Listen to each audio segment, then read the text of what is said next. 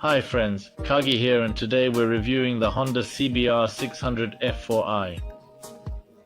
This is a pretty iconic motorcycle and I personally really like the design, especially the version with separate seats.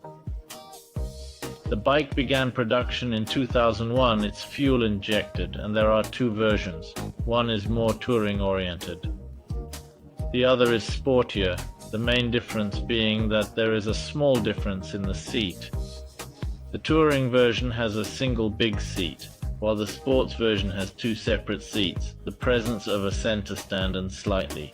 Other adjustments, the F4I itself in my opinion is one of the best motorcycles for.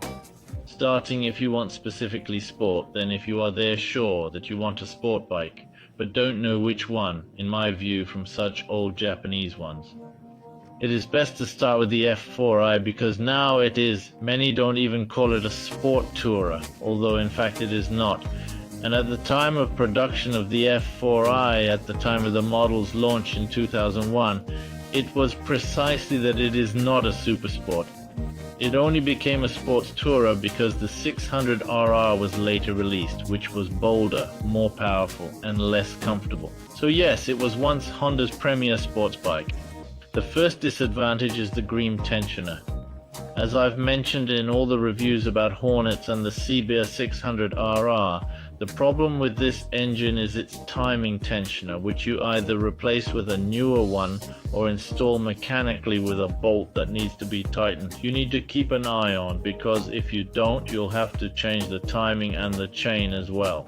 The second downside is the suspension and brakes. At the time, the brakes were pretty normal in principle, but they're not radial like on the 600 RP for example, and obviously they brake worse. The suspension is a separate matter. Yes, it's a normal telescopic suspension. You can't invert it, but it has all the adjustments. It's generally good for track use, for very dynamic driving with quick lane changes, a very suitable suspension, a bit weak frankly speaking, but for that time it was a fairly good level, although there were already inverters.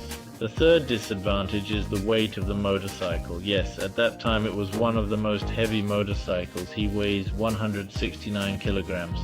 And his competitors, such as for example Zakar VI, the weight is a little less. It is about 206 kg. In general, the weight of the motorcycle is quite large in terms of compared to, especially if you take the 600RR, which came out, it's there strongly, well I think it's 20 kilograms, I honestly don't remember the difference now, but it's there.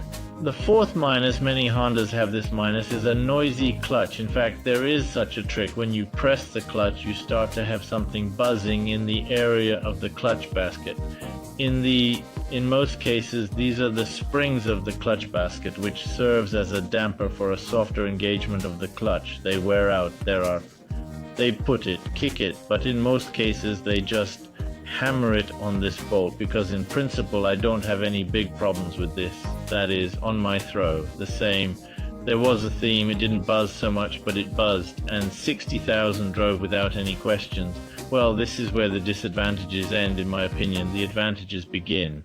And the plus of this motorcycle, I put the motor, because the motor, of course, this one is quite legendary for its time, let's say. It's been there from the 87th year to at present. It is released almost unchanged. Well, of course there are changes, but still, again, if we take the CBR 600 F4I, then at one time it received the largest number of horses, that is, he has 110 horsepower for 65 in for 12500 respectively horses, and 10,500 in 2011.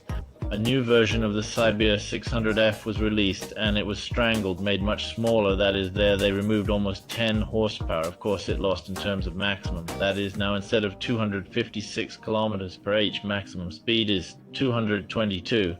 But in general, apparently it's some kind of Euro or something else. To be honest, I don't really know, but the trick is that the engine is legendary. Plus it's a new frame that has become quite stiff. It has actually gained a lot of fame among stunt riding fans. Overall, the F4, I had an updated new aluminum frame. Before that it was different. It actually gave more mass.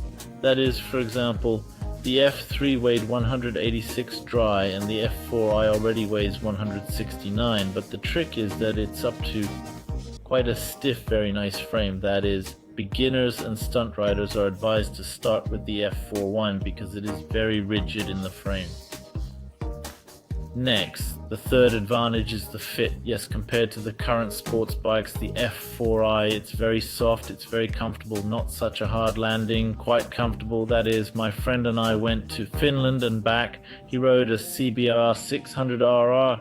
He didn't feel, let's say, any problems, but if he rode an F4I, he would generally think it was just a journey. It's no wonder it's now called sports tourists, because according to the current realities, it definitely is more. It's adapted for long distance trips. The fourth advantage is its overall reliability. I basically summarized all the charisma in terms of reliability in this advantage. In principle, all of the charisma is in the reliability. That is, the motorcycle is quite reliable. It's, well, as I said, the engine is generally considered to be reliable. Well, everyone imagines the F4I, in most cases either the F3 was also the same. It was a very cool, reliable bike. Then the fifth plus, as we know, there is a letter I in the F4I. In general, this is an abbreviation for PGM dash. You may see the ignition system, the power system, and the lambdas on the preview to understand what is wrong with your engine. The last plus is popularity. The motorcycle is very popular. It is one of probably the most popular sports bikes we have on our market, particularly in the middle segment, of course. There are probably more Aerox in some kind of competition, but in the average segment of 600, the F4I is the most popular sport bike, but there are always spare parts available. You can easily find them, and consumables are always in stock in general.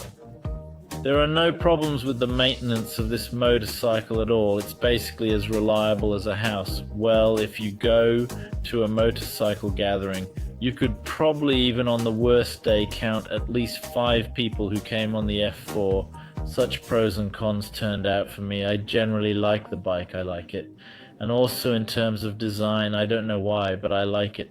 I like it more than the RR version in design, especially the one with a split saddle, because with the banana it looks so, and I like the fact that it's quite comfortable, but I don't like its suspension. It's quite weak, and indeed, consumption with such a tank is not very convenient. An 18-liter tank, yes, if I didn't say consumption, there is about 7 to 8 liters if you really get on it. In an urban rhythm, I think that it will be about 7 to 6.5 liters.